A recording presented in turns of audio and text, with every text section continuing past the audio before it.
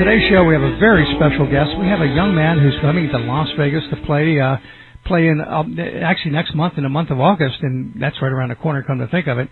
But his name is David Whalen. He has music from the heart, and it's kind of hard to tag the type of music he plays because he plays stuff that could really cross many genres. David, how are you doing today? Good. How you doing, Charlie? I'm doing great. Tell me real quick, how did you get started with music?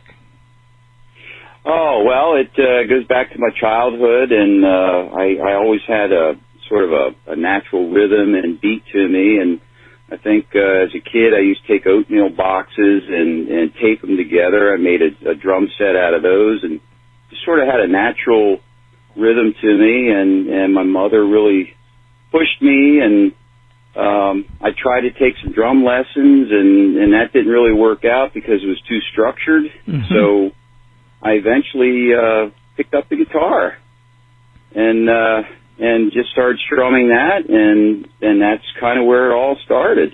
Now, did you ever take professional lessons to learn the guitar, or are you all self-taught? Actually, I never really took any lessons. It's mostly self-taught. I did begin with my Uncle Thomas, who was a guitar player, played mostly rhythm, sort of like folksy country music. And it really impressed me the way he played, and he basically gave me a song book and a chord book and turned me loose, and I just started playing, and I just loved it, and I never, ever looked back from that. Now, how old were you when you started playing professionally? Professionally, I'd say probably 16. I began playing at age maybe like around 13. And just worked on some different things. Up with a band in high school, put it out, and started playing some concerts and doing clubs and parties and whatnot. So I'd say probably at about age 16. Well, that's cool. Well, what kind of music did you start playing? I assume you played everything that was out on the radio at that time, but writing music is a whole different thing. And you've been writing your own songs and for a number of years now, and got some absolutely beautiful songs, of which we just heard part of it. What inspired you to start writing your own music? I think the inspiration was just to be able to express what was inside of me. I had written songs about my mother, about my family, about girlfriends, about other friends, and it was a really nice outlet for me. Early on, I had really no clue how to write a song. It just I just sat down, sort of banged something out, and if it sounded half decent to me, I let it go. But the actual songwriting process is a very sophisticated process, and you can take a simple thought, right, and turn it into a very complex song. And I think as I've matured over these years, I've been able to take these inner thoughts and feelings I have and be able to put them into a structure and a different arrangements and turn them into something that really gets my thought across. And that's really what it's about, is self-expression. Now, of all the places you've played, tell me some of the interesting stories, some of the interesting things you've experienced. Where have you played most recently, and what was the most exciting place you ever played? Well, I have to say probably the most recent venue that we played was up in New York City at Tammany Hall. And what made that very exciting was it was the first opportunity I had to work with Frankie Munoz and Joe Harris from the VoteDoors.com group, and they put this together and went up there. It was a showcase, and I had an opportunity to go up there and meet some very talented artists, singer-songwriters from different genres, hip-hop. They had, rhythm and blues. They had some gospel. They had some, like, radio rock, top 40 type. So it was just a wild array of individuals that I was able to connect with and form a nice relationship and actually go through the showcase, and it was very exciting. It was well put together. It was a very nice venue. and I had an opportunity to actually play some of my originals, and the response that we got from that was very heartwarming, and subsequently, that's the venue that is leading us out to your end of the town, which is Las Vegas. So I'm really looking forward to coming out and seeing everyone. Now, you're coming out in August. What are the dates? What date will you be playing? Do you have any idea? Yeah, I believe it's August 17th at Planet Hollywood, and it's in the DB's Pong and Pool nightclub. Mm-hmm. And it's going to start probably around 1 o'clock in the afternoon and go till about 7 o'clock in the evening. And you know, that's a beautiful club. I mean, they have dancing and that kind of stuff on weekends, every weekend. But you know, when you hear the word pool club, you think it's a pool hall, which it actually is part of it. But there's an actual venue in there where you could. And Vegas does things totally different than most other cities. So you may have a thing that's a pizza parlor in one half, and the other half is a concert venue that's as good or better than anything you had in your hometown. You know, so you never know what you're going to see. Well, you know, I am going to admit this to you, Charlie, that I have never been to Las Vegas. So for me, it's going to be quite an experience. It's been one of those items on the bucket list to get out there and see and experience. I'm not a gambler, right? But there are a lot of things to see and do out there, and so to have the opportunity to go out there and do the show is really going to kill two birds with one stone. I am really looking forward to it. Well, make sure you spend a few days extra, you know, don't just come out for the show, but just spend a few days, because there is so much to see and so much to do in Las Vegas and around Las Vegas, too. I mean, the scenery is unbelievable. It's interesting you said that, because I was just having that conversation with my wife Annie about how much extended our stay is going to be when we go out there, because there is so much we want to do and see. Well, which is another reason we like to travel, and why the music works so well into our life is because we view each one of these shows as another adventure, a place to go, a place to experience, to meet people, have fun, and just soak it all in. Well, having lived in your area of the country for half my life and living out in the West for the last half, and especially Las Vegas the last 12 years, there's nothing like Las Vegas. So you'll get an experience you'll never have an opportunity anywhere else. Plus, it'll be you're coming mid-August. It shouldn't be too bad. It should be maybe 103, 104 degrees. So that's not bad. Well, I think the word on the street is that if it crosses over to 110 degrees, that's when you really start to feel the heat. Well, you'll feel it at 103 coming from but it's a dry heat, you know. So just keep saying. I still don't know what they mean by that, but I'm sure I'm going to find out. Well, I can explain it to you real quickly. I went to Florida about 10 years ago for a convention, and it was in the summer, and I took a shower and hung my towel up, and the next morning I went to take a shower, and the towel was still wet. Here you take a shower, and 2 hours later your towel is dry. Okay. It evaporates.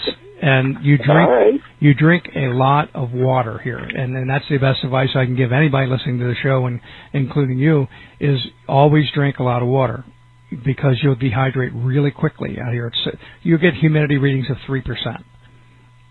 Oh my word! And 105 feels like 90, you know, with humidity. Okay.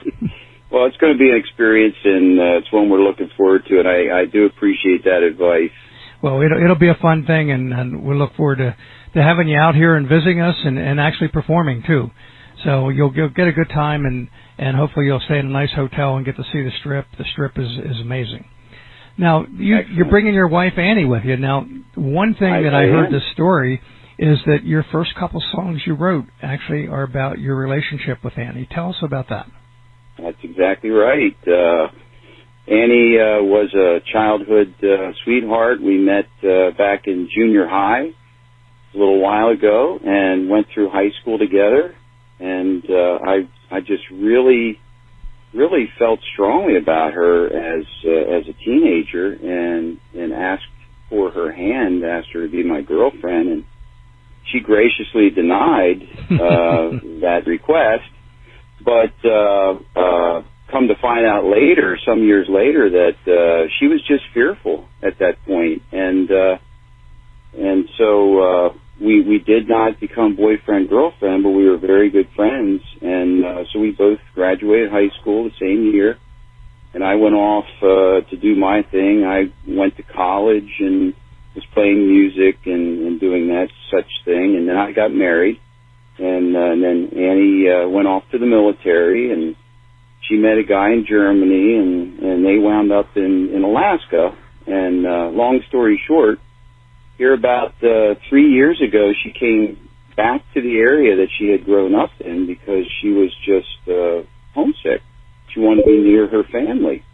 And I never really moved that far away from the area. I was still here. And so when she came back, she contacted me via Facebook, and it was a mind blower. It just caught me totally by surprise. But it was like, wow, Anne Marie, we need to get together. So that's exactly what we did. We got together, and it turned out I was single and she was single. And just like that, it was like a rekindling of a flame from years before. And so after that experience, I just felt compelled to write a song about it. So the very first song I wrote after Annie and I got together was called After All These Years. And it literally tells our story from junior high or high school days all the way up through to now. And then the second song I wrote, because things had become so nice with her around, everything was clicking, and she was feeling good about our relationship, and I was feeling good. And within 6 months' time frame, I had asked her to marry me. So I felt compelled to write a song about that, and that is actually the title track of the upcoming CD, which is called With Me Now. And in a nutshell, it's how she has changed my life for the better, and the appreciation that I have for her, and to have such a partner that is so loving and caring and supportive was so compelling in me to put down the music and lyric. So we did that, and so those are the very first two songs that I wrote after we got together. Well, that's a great story, and now it's recorded for posterity. So don't screw it up, because it's going to because we're going to have this recording here available for her and you both. No, I've been told that With Me Now is going to touch a lot of people because it's non-gender specific, and I think when people hear it, they're going to really get a sense of what you want to say to your partner, whether it's a guy to a girl or a girl to a guy or whatever combination you want to say. Right. It's just a song of appreciation to say, that you are with me now, that all of these good things are happening. And I really believe it's going to resonate with listeners and people that come to the show. Well, I can't wait to see it. We had a little bit of a taste of it before the interview. Actually, we played this, and listeners heard a little bit of it up front. And I can't wait to see you in concert and see you sing it and meet you and your wife both. I mean, this is going to be a great trip for you to come out here, and I can't wait to help introduce you around to some folks too. And I'm sure you're going to have a great time. Oh, excellent! Yeah, and I am really looking forward to being with you and Frankie Munoz and Joe Harris and all the good people that he has working this Vote Tours, and I'm looking forward to a really good time, and looking forward to seeing your side of the country. Now, let me ask you a question. What if you were to paint your future the way you really would like to see it? Where do you see yourself going? Is it staying in music? Is it writing music? Is it performing? Moving on to other things? What would you really like to do?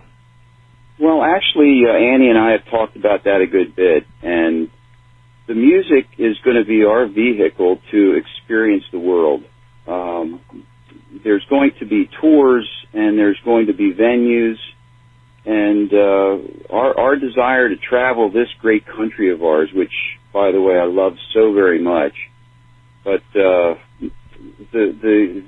hope is that the listeners and the people that come see the show are going to enjoy what they see and hear, and we'll build up a demand for that, and then we can take the show and travel around to different cities in the country on the Vote Tours venue. Mm-hmm. And actually, the Vote Tours venue is an international venue, and I know that there's talk about traveling overseas and whatnot. So I guess to put it in a nutshell, I'd like to travel around with the Vote Tours group, try to build up an audience, and at some point it'd be nice to tour around as the David Whalen band, mm-hmm. and you know, be able to support our own tour. At that point, I'd say that we've pretty much done what we set out to do. Well, that's a great goal to have, and I wish you nothing but the best, and I hope you get it quickly. That would be really wonderful. Excellent, Charlie. I really appreciate that. Well, David, I can't wait to see you when you come out here next month, and actually it's about 3 weeks from now. And for our listeners, make sure you go to Planet Hollywood and go to DB's, and David will be performing on August 17th, I think you said. And yes. And we'll have more information here on the radio when that's coming up and about what times. But that'll be a whole day showcase of different types of entertainers, and you'll get a chance to see David, and you'll get a chance to see a lot of other stuff. And it's a great time to see some up-and-coming performers and stuff that you've never seen before. David, my friend, I can't wait to meet you in person in a few weeks, and I wish you nothing but the best. And bring your bottle of water with you and come on out. The weather's great. Thank you so much, Charlie. It's been a great pleasure.